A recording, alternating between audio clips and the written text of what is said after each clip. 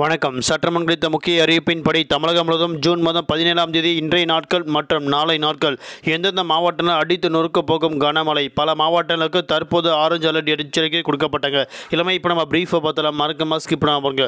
உங்களுக்கு மழை பற்றி பல்வேறு முக்கிய விவரங்கள் உடனுக்குடன் துல்லியமாக தெரிந்து கொள்ள நம்மளோட சேனலை கீழே இருக்க ரெக்க பட்டன் கிளிக் பண்ணி சப்ஸ்கிரைப் பண்ணிக்கோங்க. பக்கத்தில் பெல் பட்டனும் கிளிக் பண்ணிக்கோங்க.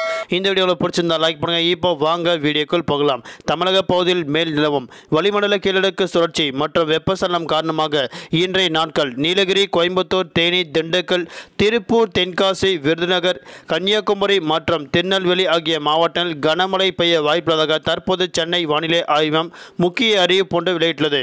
அதன்படி நாளையும் நீலகிரி, கோயம்புத்தூர், தேனி, திண்டுக்கல், திருப்பூர், தென்காசி, விருதுநகர், கன்னியாகுமரி, திருநெல்வேலி, ஈரோடு, சேலம், தருமபுரி, கிருஷ்ணகிரி, திருப்பத்தூர், வேலூர் மற்றும் ராணிப்பேட்டை ஆகிய மாவட்டங்களில் கூடுதலாக மழை பெய்ய வாய்ப்புள்ளதாக தற்போது முக்கிய எச்சரிக்கை கொடுக்கப்பட்டது.